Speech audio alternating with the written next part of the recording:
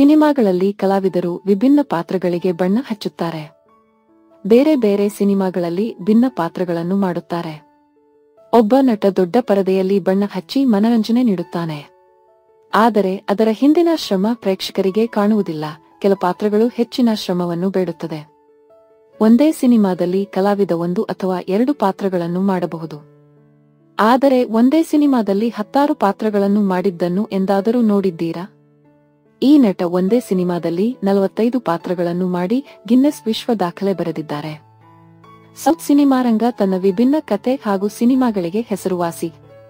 ಒಂದು ಸಣ್ಣ ಎಳೆಯನ್ನಿಟ್ಟುಕೊಂಡು ಇಡೀ ಸಿನಿಮಾವನ್ನು ಕಟ್ಟಿಕೊಟ್ಟ ಉದಾಹರಣೆ ಸೌತ್ ಚಿತ್ರರಂಗದಲ್ಲಿದೆ. ರಜನಿಕಾಂತ್, ಕಮಲ್ ಹಾಸನ್ ಅವರಂತಹ ಹಿರಿಯ ನಟರು ತನ್ನ ಸಿನಿಮಾಗಳಲ್ಲಿ ವಿಭಿನ್ನ ಪಾತ್ರಗಳನ್ನು ಮಾಡಿ ಮಿಂಚಿದ್ದಾರೆ.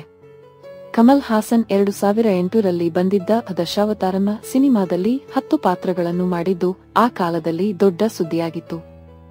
ಕಮಲ್ ಹಾಸನ್, ರಜನಿಕಾಂತ್, ವಿಕ್ರಮ್ನಂತಹ ನಟರು ಒಂದೇ ಸಿನಿಮಾದಲ್ಲಿ ಡಬಲ್, ಟ್ರಿಬಲ್ ರೋಲ್ ಮಾಡಿದ ಅನೇಕ ಉದಾಹರಣೆಗಳಿವೆ. 2018ರಲ್ಲಿ ಬಂದ ಮಾಲಿವುಡ್ ಸಿನಿಮಾವೊಂದರಲ್ಲಿ ನಟರೊಬ್ಬರು 45 ಪಾತ್ರಗಳನ್ನು ಮಾಡಿದ್ದರು. ಹೌದು, 2018ರಲ್ಲಿ ಮಾಲಿವುಡ್ನಲ್ಲಿ ಆರನು ನಿಜಾನ ಎನ್ನುವ ಸಿನಿಮಾ ಬಂದಿತ್ತು. ಪಿ.ಆರ್. ಉನ್ನಿಕೃಷ್ಣನ್ ಈ ಚಿತ್ರವನ್ನು ಡೈರೆಕ್ಟ್ ಮಾಡಿದ್ದರು. ಬಾಕ್ಸಾಫೀಸ್ನಲ್ಲಿ ಚಿತ್ರ ಅಂದುಕೊಂಡ ಮಟ್ಟಗಿನ ಯಶಸ್ಸು ಕಂಡಿಲ್ಲ. ಆದರೆ ಈ ಚಿತ್ರ ಗಿನ್ನೆಸ್ ವರ್ಲ್ಡ್ ರೆಕಾರ್ಡ್ ಬರೆದಿತ್ತು. ಅದಕ್ಕೆ ಕಾರಣ ನಟ ಜಾನ್ಸನ್ ಜಾರ್ಜ್. ಜಾನ್ಸನ್ ಜಾರ್ಜ್ ಚಿತ್ರದಲ್ಲಿ ಪ್ರಧಾನ ಪಾತ್ರದಲ್ಲಿ ಕಾಣಿಸಿಕೊಂಡಿದ್ದರು. 1 ಗಂಟೆ 47 ನಿಮಿಷದ ಈ ಚಿತ್ರದಲ್ಲಿ ಜಾನ್ಸನ್ ಜಾರ್ಜ್ ಐತಿಹಾಸಿಕ ಪಾತ್ರಗಳಿಗೆ ಬಣ್ಣ ಹಚ್ಚಿದ್ದರು.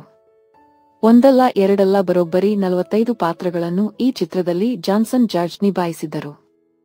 ಮಹಾತ್ಮ ಗಾಂಧಿ, ಯೇಸು ಕ್ರಿಸ್ತ, ಸ್ವಾಮಿ ವಿವೇಕಾನಂದ, ಅಬ್ದುಲ್ ಕಲಾಂ ಮತ್ತು ಲಿಯೋನಾರ್ಡೋ ಡಾ ವಿಂಚಿಯಂತಹ 45 ಐತಿಹಾಸಿಕ ಮತ್ತು ಪ್ರಭಾವಶಾಲಿ ವ್ಯಕ್ತಿಗಳ ಪಾತ್ರಗಳಿಗೆ ಜಾರ್ಜ್ ಬಣ್ಣ ಹಚ್ಚಿದ್ದರು.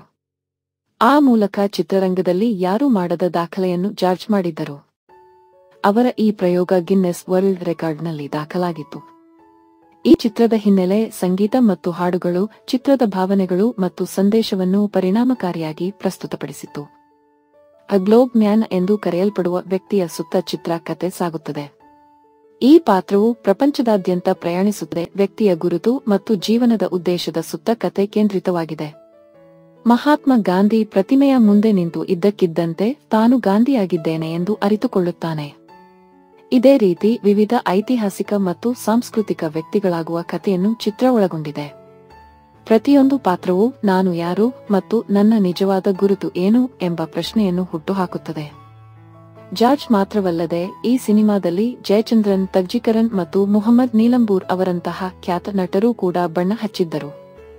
ಸಿನಿಮಾಗಳಲ್ಲಿ